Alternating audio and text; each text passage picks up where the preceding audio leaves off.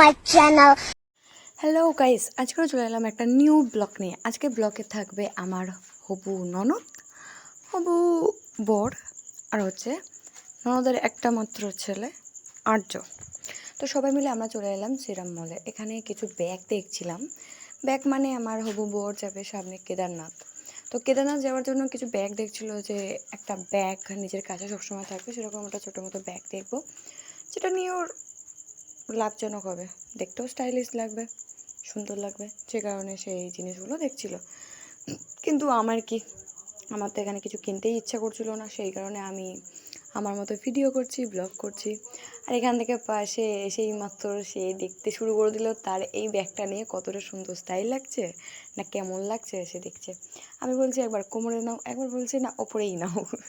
তো আমি যখন যেটা বলছে তখন সেইভাবে করছে। আর এবার কোমরে নামিয়ে দিয়েছে, হ্যাঁ কোমরে দেখতে বেশ সুন্দরই লাগছে। তো এটা দেখতে দেখতে আমরা একটা ফটো তুলে নিলাম।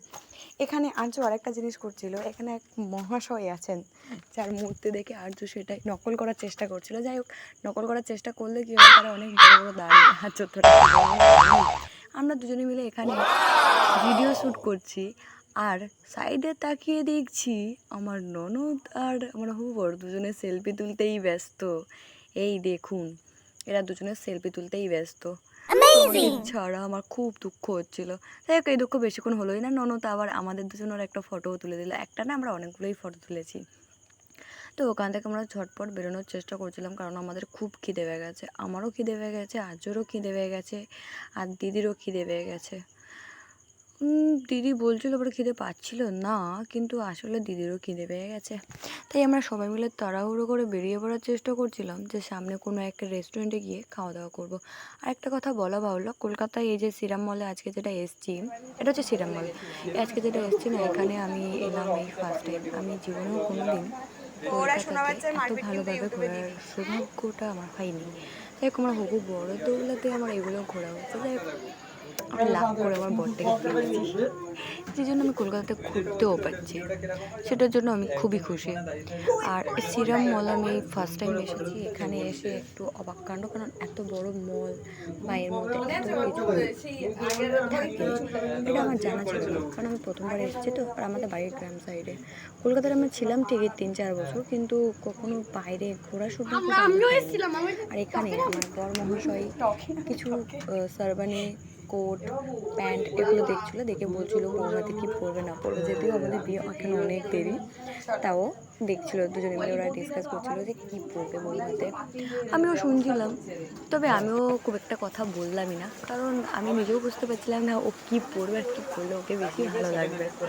যাই হোক, দিদি বলছিল সারবানি পরার জন্য, কিন্তু ও বলছিল না সারবানি পরলে আমি বিয়েবাড়িতেই পরতে পারবো একমাত্র, কিন্তু কোট প্যান্ট পরলে আমি অনেক জায়গাতে পরতে পারবো, কোনো পার্টি পার্টিতে গেলেও আমি এগুলো পরতে পারবো। যে কারণে ওর মাথায় ওটা ঘুরছে, দিদির মাথায় এটা ঘুরছে। আর আমি তো আর দুজনে মিলে আমরা আমাদের মতোই ঘুরছি, মজা করছি আর ভিডিও করছি। আর ওর বেচারা এত হাঁটা হেঁটেছে না, ওর বেচারা কোমর ব্যথা করছে, কী করবে ও বুঝতে পারছিল না। আর এদিকে আমাদের খিদেও পেয়ে গেছে, কখন যে আমরা যাবো আর কখন আমরা খাবো, সেই চিন্তাটা আমরা দুজনে এটাই করছিলাম।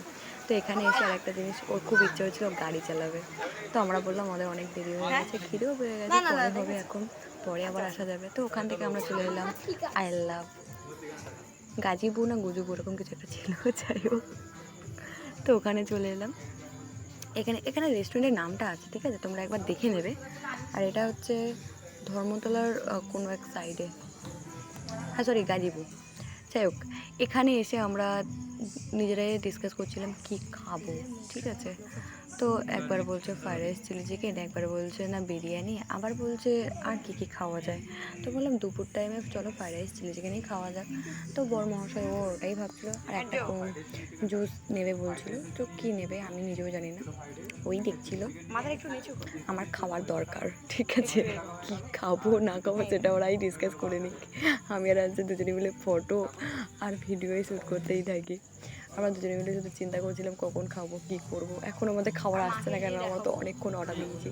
তো এখানে একটা জিনিসই খুবই ভালো দেখলাম, যে সঙ্গে সঙ্গে খাবারটা না তৈরি করেই দিচ্ছিল, বেশ গরম গরমই এসেছিলো। এটাই আমার ভালো লাগলো। গরম গরম সব জায়গাতে দেয়, কিন্তু এটা দেখে মনে হলো না নতুন নতুন আর কি, সবে তৈরি করে দিয়েছে। যাই হোক, সত্যিই জানি না এটা কি সত্যি সত্যি তৈরি করেছে কিনা। আর বড় একটা নাম করা রেস্টুরেন্টে হয়তো তৈরি করে দিতে পারে। তবে আরেকটা কথা বলার ছিল, আমি কিন্তু এই প্রথমবার এত বড় একটা রেস্টুরেন্টে এসেছি খেতে। আমি কিন্তু কোনোদিনও এরকম কোনো জায়গাতে আসিনি, এটা আমার প্রথমবার। তো আমার বর মহাশয়ের সাথে আর ননদ মহাশয়ের সাথে, তো জন্য আমার খুবই ভালো লাগছিলো এখানে এসে, অনেক অনেক ভালো লাগছিলো। তো যাই হোক, এখানে কে কে এসছে অবশ্যই আমাকে কমেন্ট করবে যে এখানে কে কে এসছো। আমি তো ফার্স্ট টাইম এসেছি। ফার্স্ট টাইম কি, আমি এখানে কেন, আমি আমার কাছে এই রেস্টুরেন্টটা সব থেকে বড়ো, কারণ আমি এই প্রথমবারই এত বড় একটা রেস্টুরেন্টে এসেছি খেতে। আমি কোনো দিন এত বড় রেস্টুরেন্টে এসেছি, এটার কারণ হচ্ছে আমার বরের জন্যই। আমার বর ছিল বলেই না আমি এত ভালো একটা জায়গায় এসেছি, আসতে পেরেছি। আর একটা কথা বলা ছিল, সেটা হচ্ছে আমি গত 2 বছরের মতো জিন্সটা পরিনি, যেখান থেকে আমার কলেজ স্টার্ট হয়েছে। অনেক বছরই হয়ে গেছে। তো যাই হোক, এখন থেকে আমার এগুলো পরার চল হচ্ছে। আর আমার বর এগুলোর জন্য খুবই খুশি, ও কখনো মানাও করে না যে তুমি এটা পরবে না ওটা পরবে না। এটার জন্য আমি আরও বেশি খুশি যে একটা আমি ভোলে বাবার আশীর্বাদে একটা ভালো একটা বর পেয়েছি। যাই হোক, এখানে আমার খাবারটা চলে এসেছে, আমি দেখে খুবই খুশি হয়ে গেছি। তো এখানে আমার খাবার সার্ভ করছে, আমরাও কিছু ফটোশ্যুট করে নিলাম। আর আমার ভিডিওটা যদি ভালো লাগে লাইক করবে, শেয়ার করবে, কমেন্ট করবে, সাবস্ক্রাইব করবে। চলে আসছে আর একটা নিউ ব্লগ নিয়ে। Tata, by.